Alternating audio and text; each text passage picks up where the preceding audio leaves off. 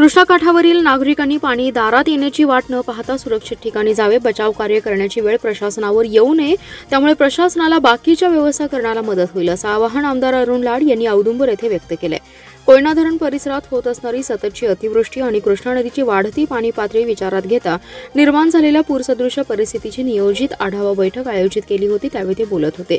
आज सकाळी औदुंबर येथे पदवीधर आमदार अरुण लाड यांच्या अध्यक्षतेखाली आणि शरद लाड यांच्या मार्गदर्शनाखाली आपत्ती व्यवस्थापन प्रशासकीय अधिकाऱ्यांसमवेत महापूर परिस्थिती आढावा बैठक आयोजित केली होती। यावेळी पूरसदृश परिस्थितीशी सामना करण्यासाठी नियोजन आणि उपाययोजनांची माहिती आणि पूरपट्ट्यातील सर्व गावांचे सरपंच, उपसरपंच, गावातील नागरिकांकडून महापुराशी सामना करत असताना येणाऱ्या अडचणी सोडवण्यासंबंधीची चर्चा प्रशासनाशी करण्यात आली आहे। यावेळी बोलताना आमदार अरुण लाड म्हणाले, गेल्या काही वर्षांपासून कृष्णा नदी काठावरील नागरिकांचे महापुराने मोठ्या प्रमाणात नुकसान होत असून अनेक कुटुंबांचे जनजीवन विस्कळीत होते।